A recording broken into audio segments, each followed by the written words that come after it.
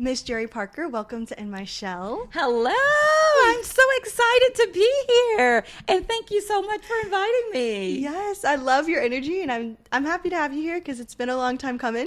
Yes. So, for people who don't know you, how would you introduce yourself? I'm Jerry Parker. I'm a cancer survivor, a motivational speaker. I'm a singer-songwriter. I love everything about life, what it stands for. And I love the fact that I get the opportunity to work with people and go to the next level. I'm a community activist.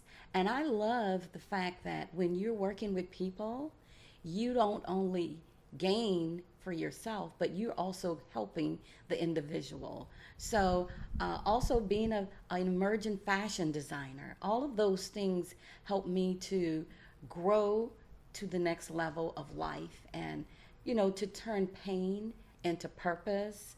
That in itself, it means a lot. It really does. Yeah, I love that. I love a lot of what I'm hearing. And just from that alone, I hear a lot of like leadership and selflessness and helping people reach their next level of whatever that is that they're going through, like helping them find tools and resources to guide them to the right direction. So we met at a New Orleans Fashion Council meeting. Yes, we did. And yes, before we get into kind of the bulk of what we're really going to talk about, I want to know how you got involved with whether that be New Orleans Fashion Council or like just the New Orleans fashion community in general. Okay. Well, the New Orleans Fashion Council, when I got the call and was asked to be a member or to come to the first meeting, I already knew. I was like, oh my God, this is something I've always wanted. What did I do specifically? Was it my hair, my style, or whatever? But I feel that it was something that stood out to the president, DeAndre Beverly. I believe that he saw something in me just as I did, but maybe something a little different that made it seem that I would be a great fit for the program that they have, being a part of the New Orleans Fashion Council. And I was just so happy about it. And I'm so excited that I'll be able to not only bring something to the committee, but also to the community. And that in itself means a whole lot, because in my situation, being a survivor, there are a lot of people who don't feel like they still have what it takes to be a part of the community or to do great things in life. They kind of feel stagnant and they need a little boost. And I want to be that individual to say that, hey, I'm a 14-year cancer survivor and I'm still moving. I'm going to do all the things that I feel like I want to do, can do, and those things that I can achieve. Yeah, that's a great perspective to have. I would have never thought about it from that angle just because I haven't experienced that and I don't know anyone who's experienced cancer specifically. So I think that's really important. And that's one thing that I love about the New Orleans Fashion Council is that it's a variety of people who come from different backgrounds, like in industries, but like from all walks of life. And then we all come together and collaborate and lift each other up. And community, I think, is that key word for sure. Yes, it definitely is. And being a part of that really helps the community because people are looking for ways that they can better themselves. Some people have no directions, and being a part of this will really make everyone stand out and have an opportunity to do different things in life. It's not just festivals. When you start getting into fashion, you start looking at how you can change yourself, and it could bring a smile to your face and make you feel better about yourself. So I'm looking forward to collaborating with the entire group and moving on so that we can do extraordinary things. I'm just excited about it. Yeah, I love that. And then just like a fun question, how would you describe your sense of fashion? Oh gosh, I do so many different things. Like Yeah. getting ready to come here, it's like, okay, what am I going to wear? Am I going to be inside or outside? So it's going to be one of those. But I wanted something that was going to be vibrant, something that was going to be not too flashy, but just on point, something a little classy for all people. So I figured this style could be for the young, the middle-aged, or the older. It just depends on how you want to vibe with your style. Yeah, I love that. I love a classic, timeless look, things that never go out of fashion. Absolutely. Yeah. I want to pivot now to kind of the bulk of our episode, which is going to be your experience with your cancer diagnosis and then endometriosis. So I know that you said at 26, that's when you were diagnosed with endometriosis, right? Yes. Mm-hmm. So just in my own stage of life, because I will be 26 in May, it's a very pivotal moment for people in their lives. They're getting married, they're building families, they're doing a lot of things that they're adulting, you know? So when you got that diagnosis at that young age, what was that like for you? What was going through your mind? It was terrifying because first I had to understand what it actually meant.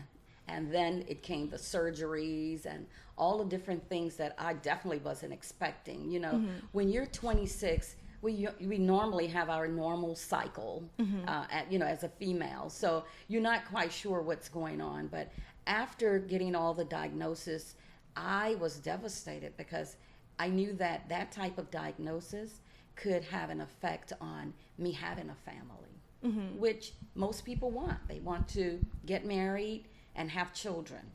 Yeah. And getting a diagnosis like that, it was very devastating because I knew there was a chance that I could not, or there was a chance that I could. So it just depended on what your stage was and how the doctors were able to treat you so that maybe you could have kids. For me, sometimes it's hard to talk about because I love children and I wanted to have kids. I was able to get pregnant at some point, but because endometriosis has so much to do with the lining of the body that it was just impossible to carry a child full term. So it's hard. I would say to parents and to young people, if you're feeling pain and if you're feeling severe pain, do not ignore it because it could be a little bit more than a monthly cycle. It could be something that needs further, diagnosis by the doctor so that you can get the proper treatment. But the positive side is that you don't have to feel like you can't build a family in another sense because there's other ways that you can have a family through adoption. You can also christen children or just work in a school system or something where you have access to being able to support children in that type of manner. But it was quite devastating to have it. And there's really not a cure for it. But as time goes, it can get less and less as far as pain. For me, what happened is once I turned 48 and I got diagnosed with cancer, taking chemo and all kind of like pushed it to, no longer cause the side effects that you normally have with endometriosis. I think that you have such a positive outlook, especially being diagnosed with something that doesn't have a cure at such a young age, and then realizing, even though this has happened to me, I can still create the reality that I want, but maybe not in the way that I envisioned. So just with endometriosis alone, like, how did you learn to have that positive perspective? Like, did that come internally, or was it because you had like a good support system that you were also able to like envision this different life? I think it was a combination. Having a great support system, and also you have to have that self-talk. And you definitely have to have that faith and belief that, God is doing things for the better of you. And once you have those things, then you can understand it better. I won't say that the pain doesn't go away, because if you want kids and you love kids, that aspect of it never really goes away, even as you age, because sometimes you see other people with children and you start putting yourself in that position, saying, oh, that could be my little girl, or I wonder what my daughter or my son would be doing, what college. So you begin to have those feelings throughout life. But a good support system, being very positive and having faith can and always works, but you still will have that feeling of, I wish I would have had kids. And that's just the way it goes. It's nothing you can really do about it, but contain that faith and and keep living a great life. No, I really appreciate you sharing that because I know that is difficult to talk about, but I'm glad that I'm able to give you, the platform and space to do that. But, like I haven't really publicly aired this, but I will do it now. My mom, I have to go on hospice. We haven't formally like made that decision, but we do have to do that with her this week. And so like, I kind of feel like I'm living a double life just because the part of me that everyone sees like on social media and like my friends, like I'm very happy and outgoing, but like internally it's like, holy cow, like I'm gonna lose my mom and she's gonna leave this earth. So I'm doing this yoga teacher training and they're having us read like the history of yoga. And anyways, we're learning about like different gurus. And so somehow in the yoga training, this guy Ram Dass got brought up, and he did a lot of like experiential things when it came to like LSD and like mushrooms and different things like that, but like he did it in the setting that like made sense for him. My whole point of saying this is there's a lot of selflessness in yoga, and you have to really figure out how to reach that for yourself. And so like for me, just in my day-to-day job, like working at a hotel, when someone's like, oh, I need this, I need that, I'm like, I really don't care. Like my mom is in a facility like dying, like that to me is something that I care about. That is something that matters. So when you're going through something like an diagnosis with endometriosis and with cancer, like how do you maintain that selflessness? Like was there ever a point in time where you wanted to be a victim and like express that, and like how did you navigate that? Those are very tough questions because endometriosis has a stage and cancer has a stage. And I had the worst stage for endometriosis, and that's why I wasn't able to, maintain a complete and full pregnancy. Okay.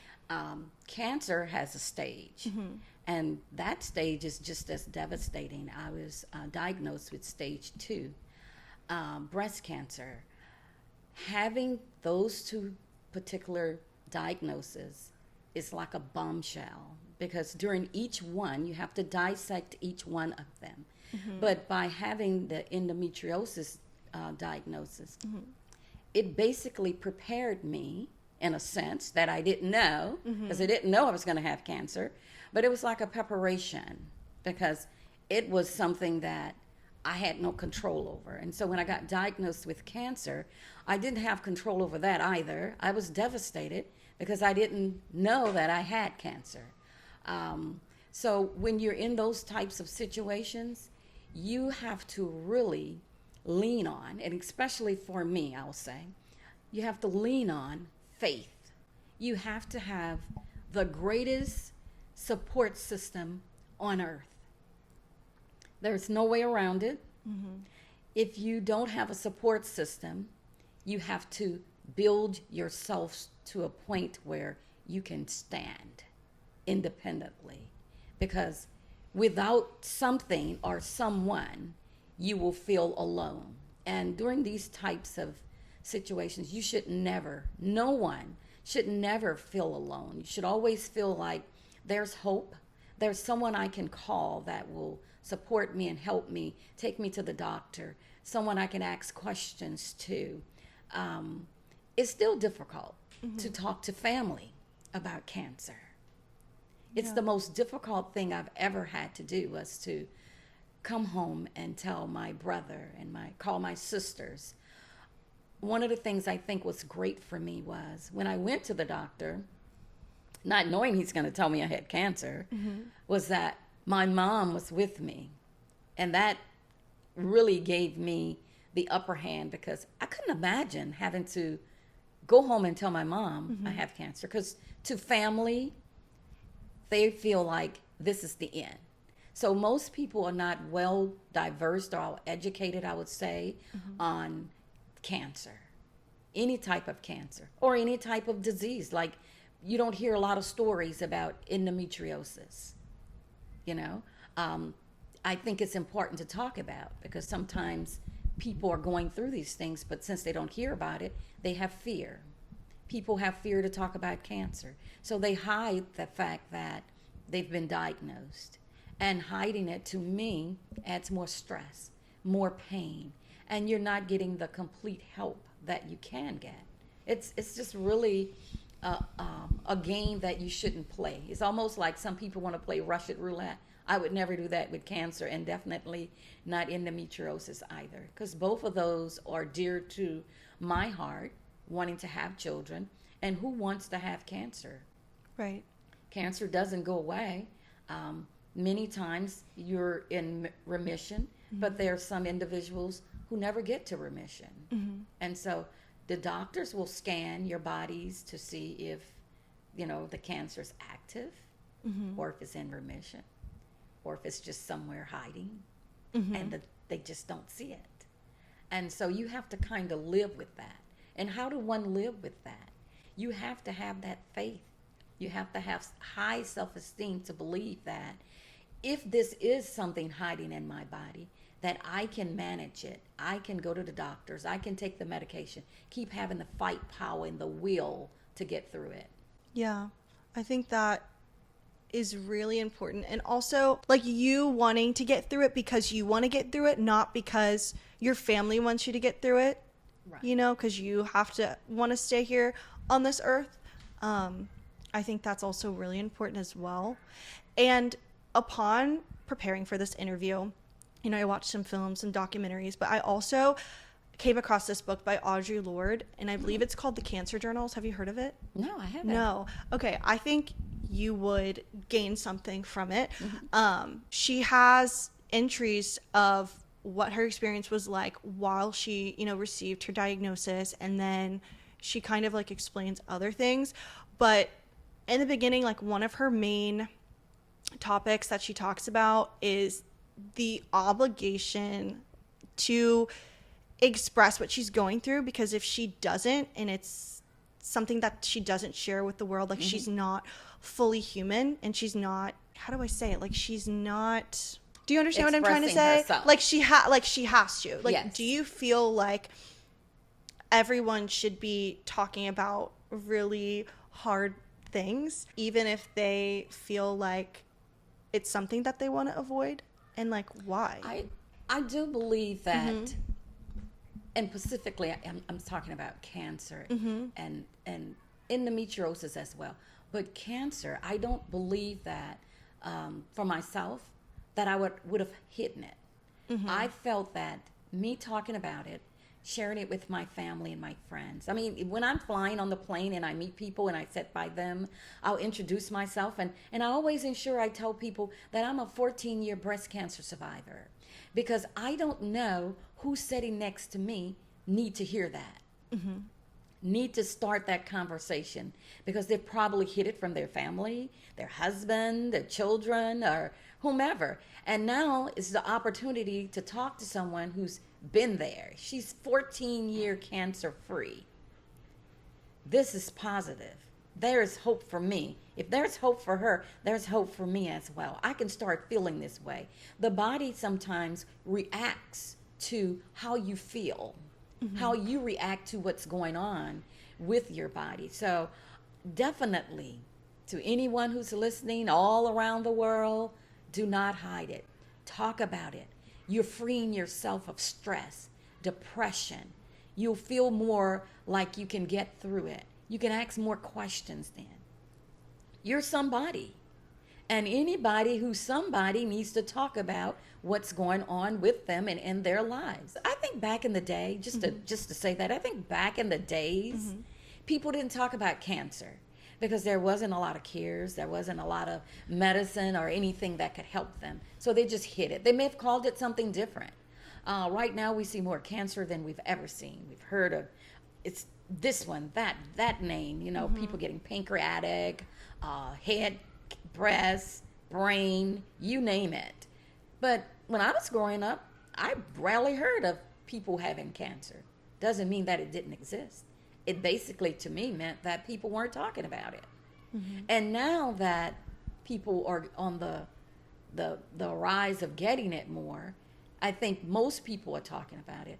I once had a person that called me because they were checking on me because I was going through the process of cancer. And they said they had questions for a relative. And so I started answering the questions, but they kept calling. So then I started asking the question, would it be you? And the individual said, yes. So that in itself continued to be in my mind, and I always bring the topic up because somebody somewhere is not comfortable to talk about the fact that they have been diagnosed. And getting diagnosed and getting support, they go together. You have to have support. You have to have it from, it doesn't have to be a family member. It could be a stranger. It could be your doctor, the nurse, just another patient that you meet in the waiting room. But by all means, express yourself. Talk about it. Don't have the fear. Don't have the shame or feel like something is totally wrong with you and not wrong with the other people. Because you never know. You could be sitting right by someone who's going through something similar to you, but just not talking about it either. So I believe that when you talk about something like cancer, you're opening the door for yourself to be free of stress and pain. And don't hesitate if you feel the need to get mental treatment. It's not just physical, but mental treatment is very, very crucial. I would say during my course of treatment, I did reach out and I did get a psychiatrist. Psychiatrist doesn't mean that you are, lost it all. Absolutely. Right. You just need someone that can give you positive feedback, keep you on the right track, and help you deal with a situation that you may not have the strength for at the current time. Or maybe you don't want to lay it all on your family members or your husband or your wife or your children. You have someone else where you can go to and you can speak openly. To hold it all in, you're creating more, anxiety for yourself, more pain for yourself, and that self-esteem goes down. And you need all of these things to fight. Yeah, that was a really great answer. Really good answer. I hope I'm helping somebody. You definitely are. I just really like that you acknowledge I'm also I'm Jerry Parker, but my cancer diagnosis is also a part of me, and I just really like how you acknowledge that, and it's literally for anyone to know. I think and that's don't important. let your cancer diagnosis stop you from being who you want to be. Or Yeah. continue the journey that you're on. Yeah. Continue. In fact, I think I got smarter because I really wasn't a person who wanted to sing, and I definitely couldn't write music. And so I gained something extra from, I guess, being home mostly, and the mind became more creative. And so that's why the fashion design came into play, the music came into play, and I love it. Even if you're not going to do it for a professional living, do it for fun. Do it to uplift yourself and to uplift others. That's what I do, and I love it all. There was a documentary that I watched called The C Word, and they kind of mention 4 things. They specifically note that when you're diagnosed with cancer, 4 of the main things that lead up to getting diagnosed consist of nutrition, exercise, stress, and your environment. So in regards to endometriosis and your cancer diagnosis, did you notice any of those 4 things drastically change after you were diagnosed? Did you do anything that was different before the diagnosis versus after in those 4 areas? Oh, definitely. I think the nutrition for me, because, you're in Louisiana, you're in the New Orleans area. All food is basically really good, delicious. So you tend to just eat what you like, not what's best for you. So I made that major change because one of the areas of being diagnosed with cancer is you need to pay attention to what you eat, because inside of the body needs lots of nutrients and proteins, and sometimes in everyday living we just don't get it. A lot of people don't drink a lot of water, and so drinking water and paying attention to the types of food that you eat definitely makes a difference. It makes you feel I would say more lighter, have more energy to do things in life. As prior to, I was basically just eating what I wanted. I did exercise, and just to go back, that's basically how I found the lump myself in my breast, because I was going to Zumba class. Okay. And I went maybe about 3 or 4 days. And then the next week I went 2 days. And I started having a burning sensation in the right breast. And I was like, oh my gosh. It was like 3 o'clock in the morning, a burning sensation. And Wow. it wasn't like a little small burn. It was like I was on fire, like someone had actually lit a match. And it was painful. And so I mentioned it to my mom and my sisters, and everybody was like, oh, you probably need a new sports bra and all of that. So I was like, okay, let me go get that. I went and got a new one, and, was hoping that it helped, went back to Zumba class, and then here come that burning sensation. I was like, mm-mm. And I decided at that point, I had a mammogram, up and coming mammogram, and I was like, okay, I'm going to call, and because I probably pulled some tissue because something here is just not right. And so one thing led to the next, and you go there and they do your mammogram, and this time was different than all the previous times. I stayed there longer, and usually it's like quick, and see you next year. But this time it's like, where's everybody? Where did the doctors go, and where did the nurses go? And they were reading the tests, the results that had came back, and nobody told me anything right then. And on my way out, the lady at the desk, and she showing me some films, and she said, sometimes ladies that have a little bit more enhancement have dense tissues, and things could sometimes hide. But I didn't pay any attention to it that much. But her just trying to give me a little education on the density of breast. Yeah. And she said they'll call your doctor. I said, okay, fine. I didn't get a call for a week, so I figured everything was clear. And one day I was at work and I get this call. And it alarmed me because my doctor really never called me at work. Usually they would call me after hours, or not call me at all. I'll get a letter in the mail knowing that everything is, great and fine. But this time he said he was going to send me to a specialist. So I did start screaming because I was like, what is wrong with me? Yeah. And he's like, calm down. But it was alarming because I know that when someone assigns you to a specialist, they need to look at something further. Other than that, your exam or whatever came out pretty good.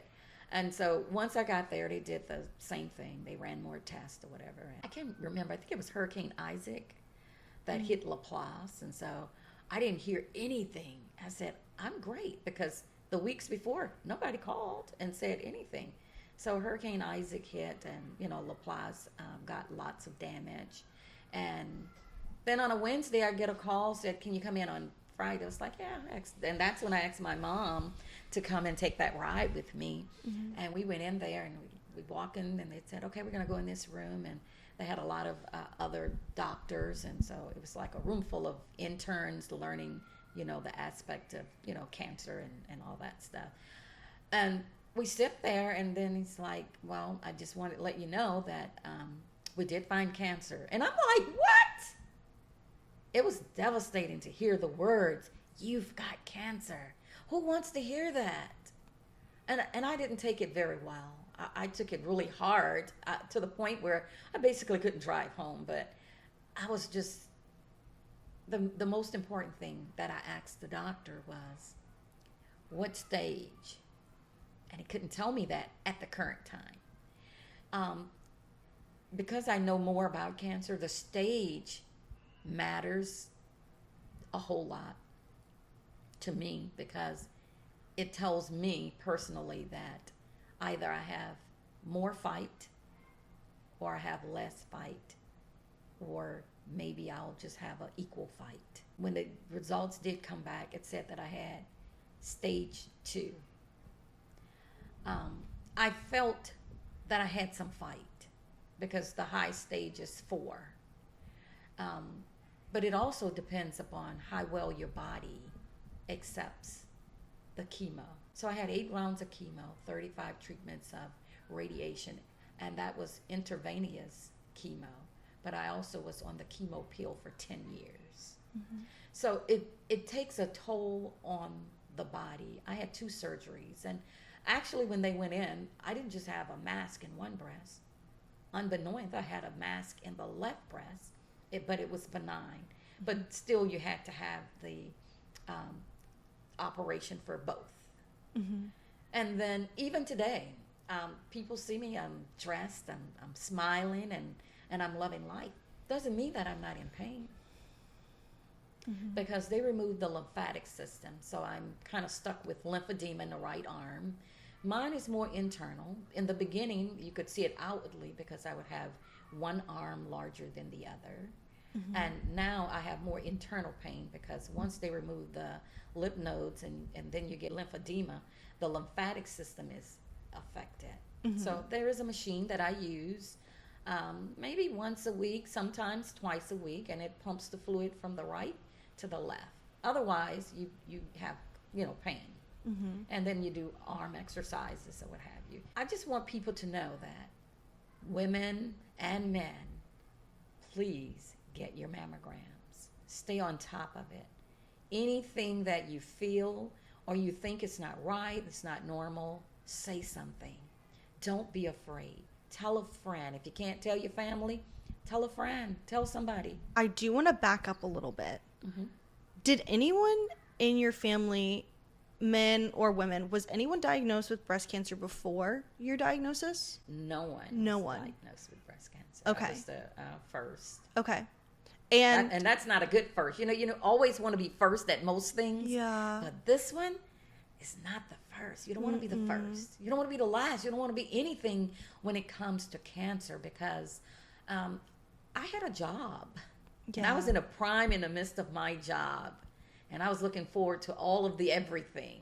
I had everything was going for me. It was like, man, I'm doing my thing and I'm still 48 years of age. So I got even more, things that I can do. I go higher and higher and higher. And then you get this type of diagnosis and it becomes a fight between your life or the job. And you're going to choose your life, of course. There are people who get diagnosed and they try to go back to work. It's very challenging. I even tried to work from home. Yeah. It didn't work. And if you ever speak to someone and they tell you about chemo brain, better believe it. Yeah, can you define that for people Chemo brain is when you cannot thoroughly remember the next sentence, the next word. Your ability to think changes drastically. And how long does it last? It can go all the way to 20 years. And this is from like the chemo pill or actual chemo period. It just depends period. on how it affects your body. So with cancer, and specifically breast cancer, everyone is different. Some people will have the exact stage, the exact name, but it will affect them differently. And I always want to tell people, don't let anyone tell you that, oh, my relative had breast cancer and they did this and that and they're doing fine. Well, it works for your relative, but it doesn't necessarily work for the next individual because two people are different. Your bodies operate differently. Right. So I would say always say something. Always get the treatment. Don't miss your mammograms. Do self-exams.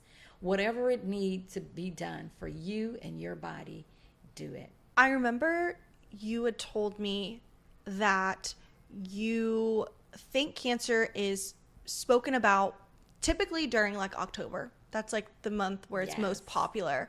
And you kind of expressed that it was somewhat problematic just because it is something that should be talked about year round, not just when awareness month happens. What would be like one of your solutions to integrate that into like day-to-day conversation or like month to month? How could we educate people so that they can know about it year round? I would say this is it is. October is when you hear about breast cancer, the whole month of October is just flooded. You see pink everywhere all across the world. But what the world needs to know, and those people who don't really focus on it, because sometimes people do what they feel because it's not them. It does not impact their lives or it hasn't impacted a loved one or a friend life. But I'd like for people to think differently about that. Because while you're thinking that way, someone somewhere is being diagnosed every single day. 1 in 8 women are being diagnosed with this horrible disease, and it could be less by now since my last research. But I would say brief conversations. There's Facebook, there's Instagram. If you're creative, put on a program. I'm planning to put on a program July or August to bring survivors together for fun. But during that time, people will be educated. There will be pamphlets, flyers. So any small gesture, any small thing can be done so that we're just not, as a community, as the world, just thinking about the month of October. It just can't, it has to change. It can't stay.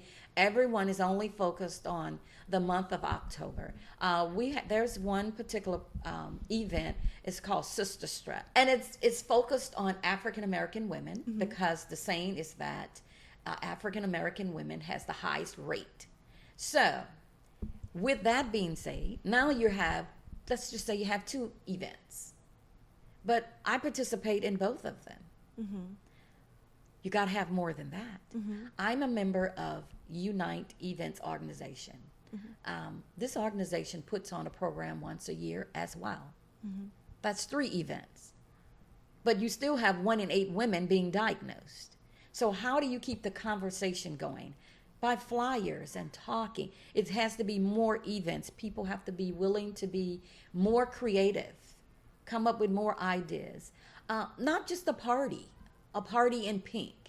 Because behind that pink is more. We do want happiness, but we also want people to be educated, to know what to look for, how to do a self-breast exam, how to teach that to yourself and your daughters and your sons, because some people may feel that breast cancer is just in women, but it's not. It's in women and men. So those are things that I feel are crucial, and they're important that we all work together as a team. And we can do it. It's just like having all the different festivals. Right. You know, Mardi Gras is 2 full weeks, not one day, Right. 2 full weeks. And then you go on to the next festival and the next festival and the next festival. We need something like that for cancer, not just breast cancer, because I don't advocate for just breast cancer. It's for all cancers. Right. And a lot of people probably don't know. There are 19 different cancers. I didn't even know that. There are 19 different cancers. Of course, can't name them all right now, but Right. there are 19 different cancers that people have, and it's just it's devastating because people are trying to fight for their lives. Cancer destroys families. Sometimes people are married and the spouse, man or woman, no longer wants to be in the marriage. I feel, just my personal opinion, is that the reason for that, one of the reasons for that, they don't understand. They don't understand. They immediately probably thinking she or he is going to die. Every cancer diagnosis is not a death sentence. It may be a fight sentence that you have to fight.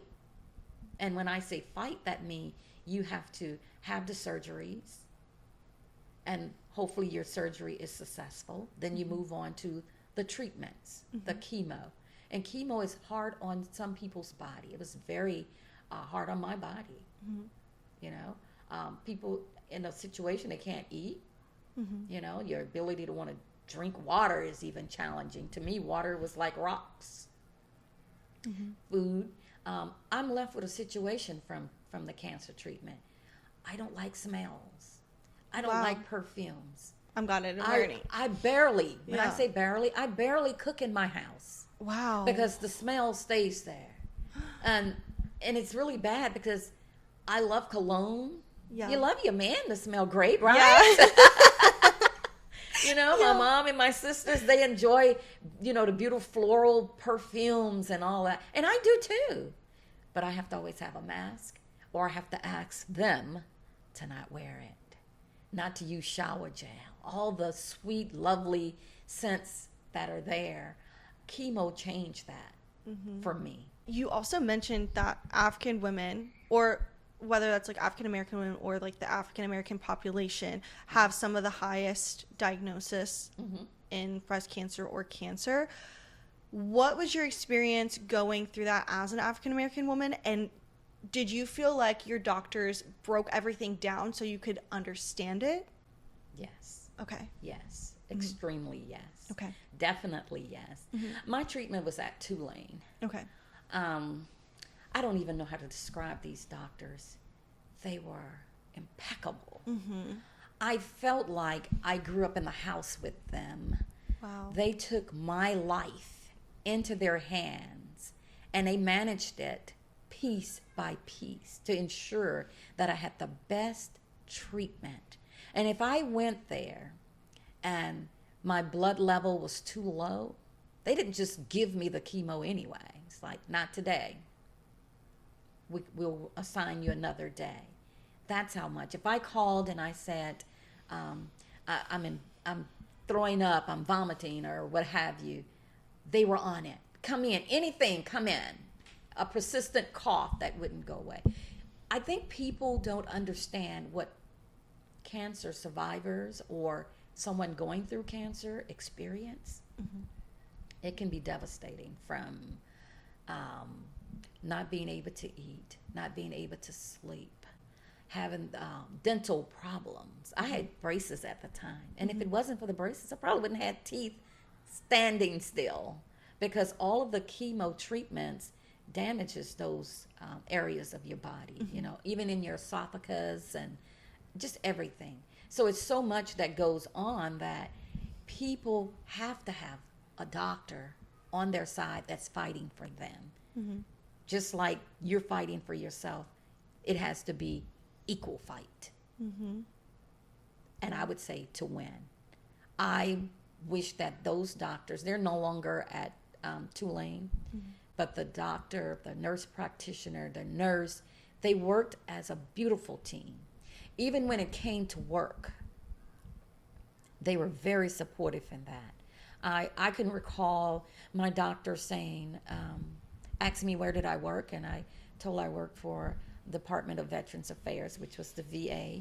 And she says, do you have paperwork so that you can fill out for FMLA, because you would not be able to work for about a year. And I was like, a year? You know, you're young, you're 48, and you're telling me I might not be able to work for a year. So that was like, so what am I going to be doing that entire time?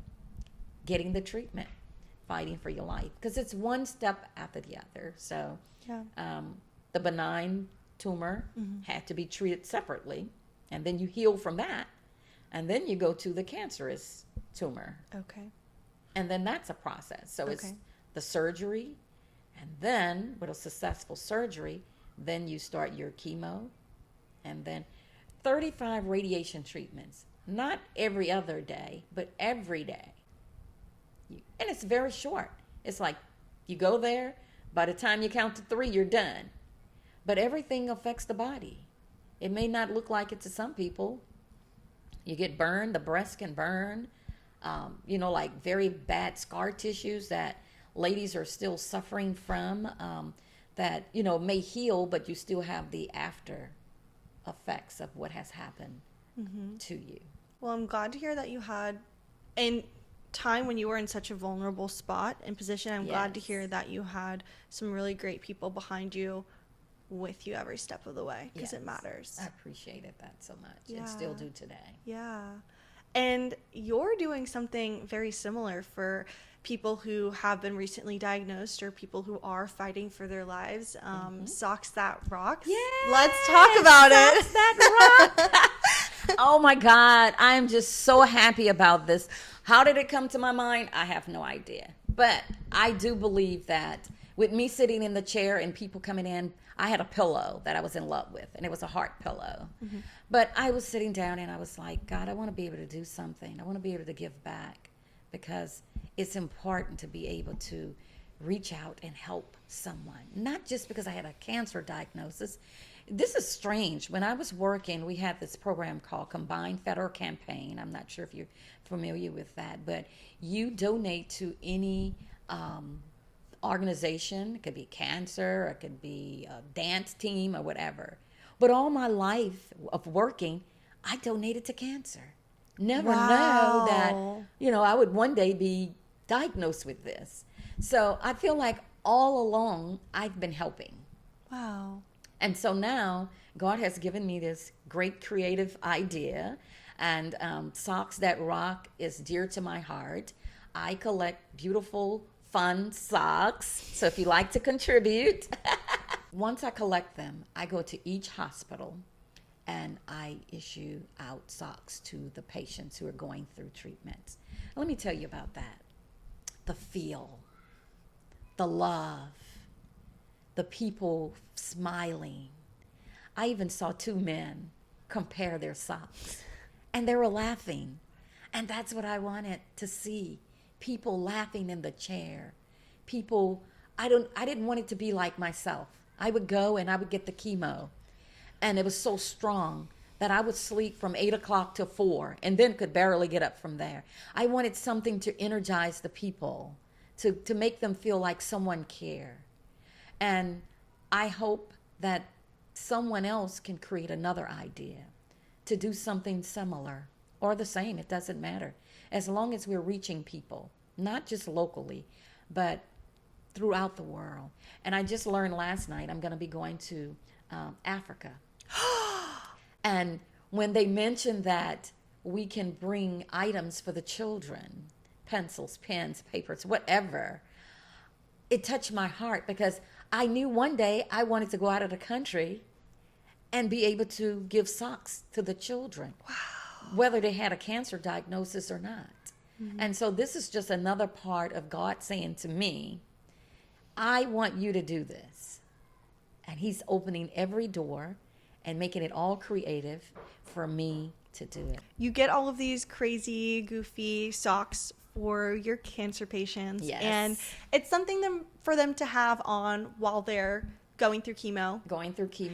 And it's just like a friendly reminder. It's like warmth. It's comforting. Yes. And Yeah. you're not alone. Someone cares about me. They thought enough about me to bring me these beautiful socks. Yeah. And I think that's important because when you feel good, you can heal. Yes. And you can heal faster because there's love, there's support, there's comfort, and all of those things we need. Everyone needs love. Everyone needs comfort. Everyone wants to feel like someone cares about them. And so the simplest things is a pair of socks. Why not? You know, I travel all over the world. I've been to Europe several times, Egypt, Singapore, you know, just various places. And I feel that if I could do all of that, why not do something else that's going to be even more meaningful to someone who's going through something that could be temporary for them. It could be their last time, but at least that they will know someone cared. And that's what I would want someone to do for me, my loved ones. And I think if we continue to do that around the world, it'll be a better place. I agree.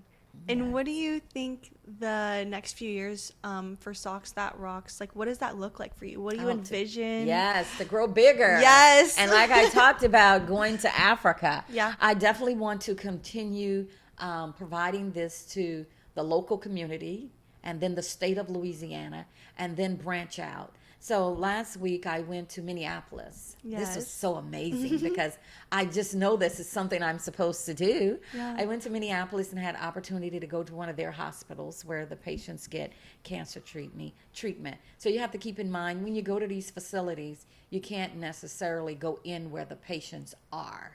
You know, you probably can watch them from a viewing area because sometimes their diagnosis, you know, you can't be around. You might be bringing more germs or what have you. So you're limited to a degree. You know, locally you can kind of get around it a little bit more. But I was very impressed with the fact that my next visit to Minneapolis, I will be taking socks there to that particular hospital. And who knows, maybe even more hospitals in the area.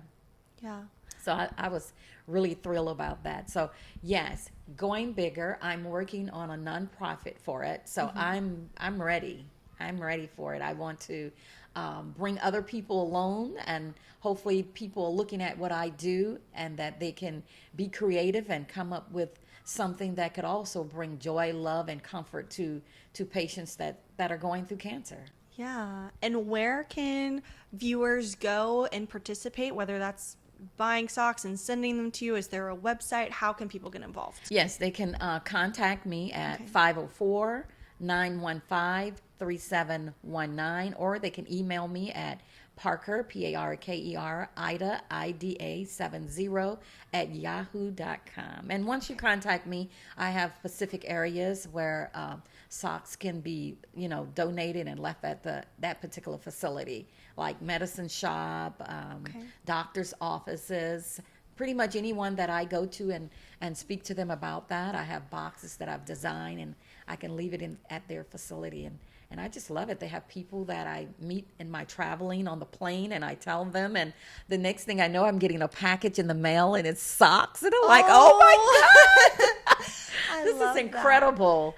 So yes, doing something positive and doing something for others is, to me, the key to success. You can have a great job. You can have many other things in life. But when you touch the hearts and have that caring spirit for others, it's a whole different level. It is. And it's contagious. It's It's infectious. contagious, When yes. you're doing it, someone is inspired by what you're doing, and they're going to take that energy and put it towards something that they're passionate about, which I love. Now I want to talk about your music endeavors. So I know that you said when you were home and got your cancer diagnosis, there was a lot that you had to fill your time with. You weren't really sure what to do. So how did your music career come along? And I know that you have a song that you released, a single. Yes. Oh my gosh. Yes, Remind me what it yes. was. Keep smiling. Yes. Every second, every minute, every hour, every day. I think it's so important. And look, that helped me to get through. I didn't know about the song, but I was just being positive every day and smiling every day. And sometimes when I wasn't feeling good, I still smiled. I cannot tell you how the lyrics came to me. It was creative from the man above. I was actually in Dallas visiting my sister, and these creative words just came. And I just started writing them down. Yeah. And I just started humming. And the next thing I knew, I had a song, but I didn't have any music. And I was talking to my neighbor one day, and I was telling her that I had, lyrics, and I didn't have any music for it, not knowing. And she's like, why don't you come over to my house? My husband could add some music to it. And I was afraid. I was like, oh my God, no. I said, I'm not coming over there. Yeah. I panicked because I didn't expect her to say that. And it's like, I'm not a singer who had training. So I guess he may be expecting me to be able to boom, boom, boom it. And I don't know how to do that. Turned out it was nothing like that. He works with me very, very well. It has been a great success with that. The most important thing to me was fun. Yeah. It releases that stress, any depression that a person is going through, or anxiety. Be creative. Let God use you to do whatever it is. Just ask. That's all it takes. And so words, I could be driving in the car, and I have to have my phone ready to press the record button. Because if I don't use it at the time, I lose it. It comes, and I have to sometimes sing a little bit of it so that the rest of it will come naturally. I can't explain this. Yeah. It just happened naturally. And from there, now I have an album. That's amazing. It's crazy. It's Yeah. really, I don't know. I want to say this also to the listeners. Don't think that you have to be perfect. Yeah. There's no such thing as perfect. Even with the stars and all the people you're seeing that may be getting major awards, they're not perfect. It's called hard work. Yes, ma'am. It's hard work. Yeah. But they're not perfect. And sometimes people may not even be singing. They may have a track and the music's playing and they're singing with their track. So you never know. Just be you.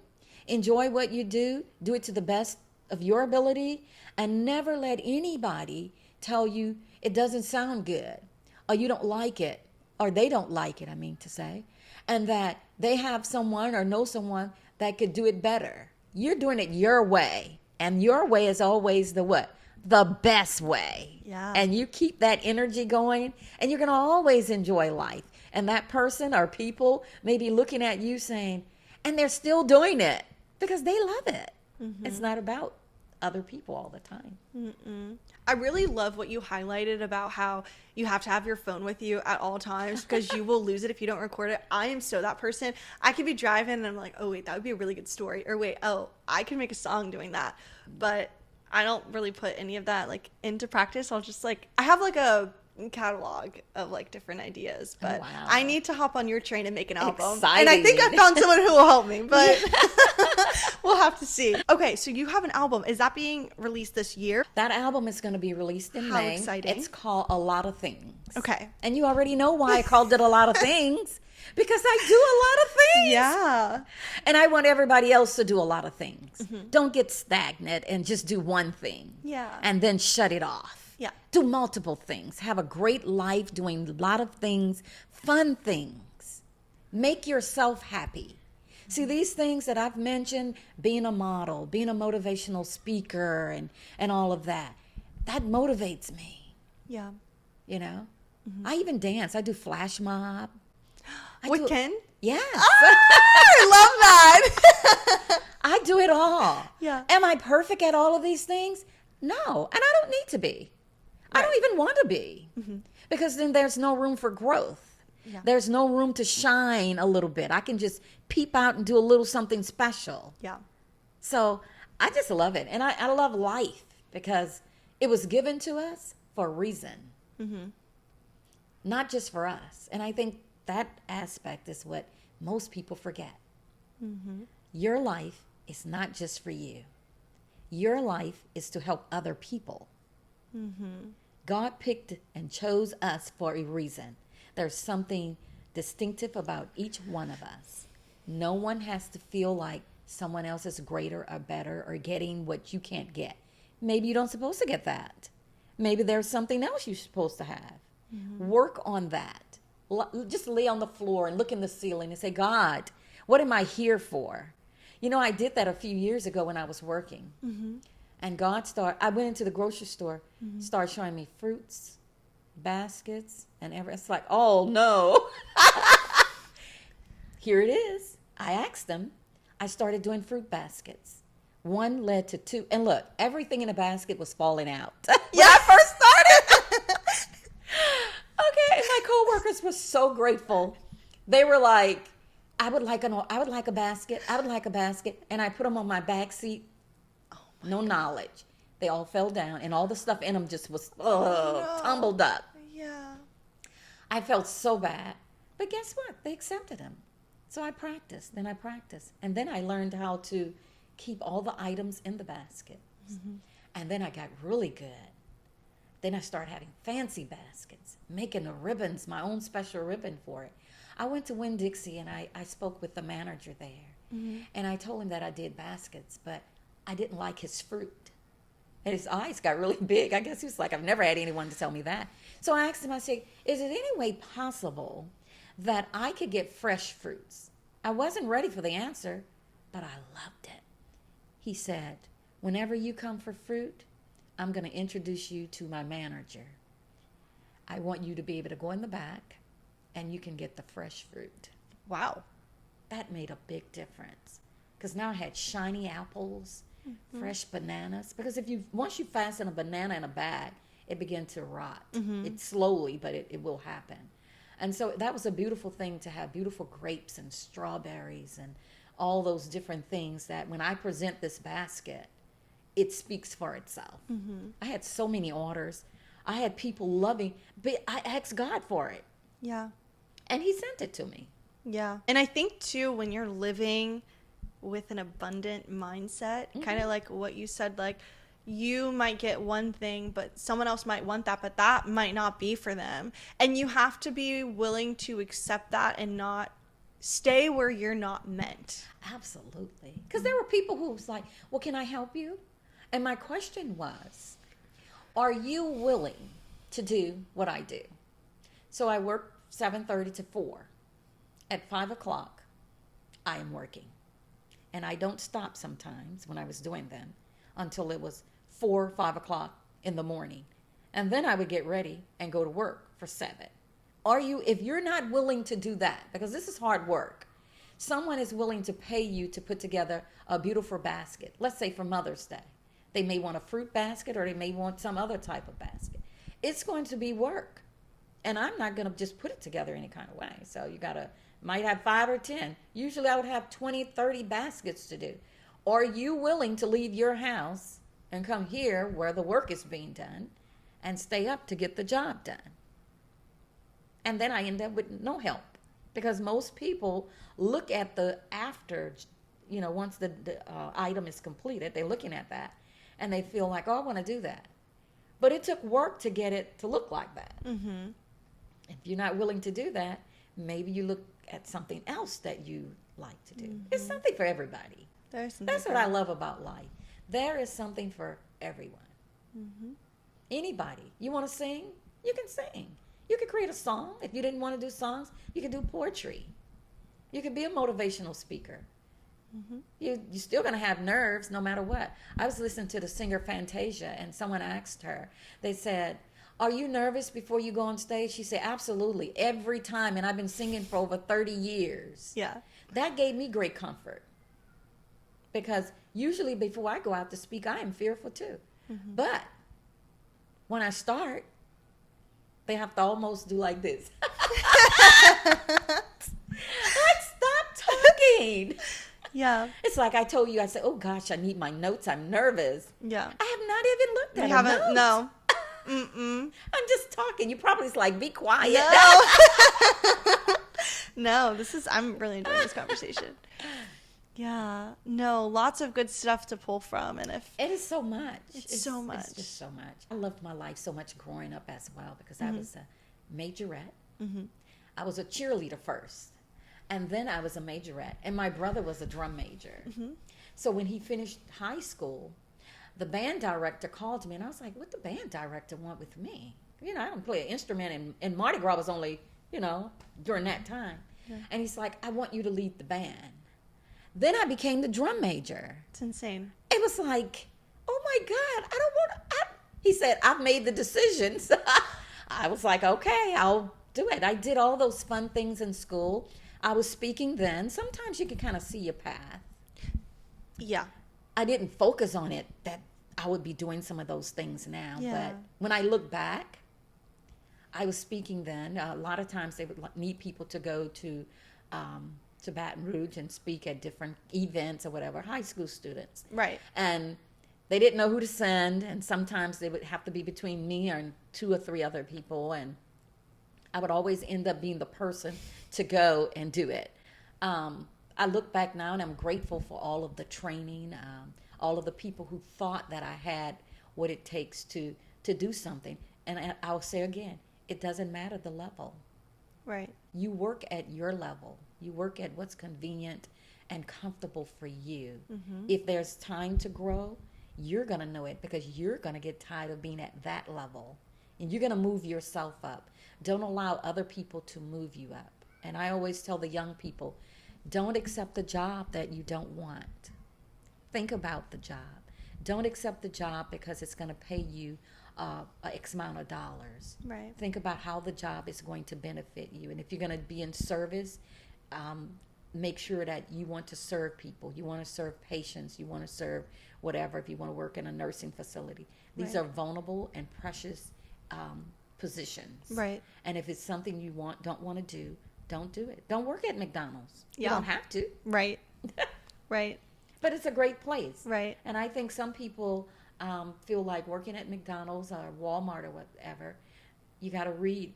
You got to understand the benefits. You got to understand that it is a career. And if you stay with it, you can be just as successful as someone who's a doctor or lawyer. Mm-hmm. Well, this has been such a delightful conversation. Yes, it has. And very insightful. Is there anything that you want to add before we close? I want to first of all thank you so much Oh. for having me. This is my first podcast, and I think it has been great fun. You've helped me and guided me in a way that I didn't think possible, and I would do this again and again and again.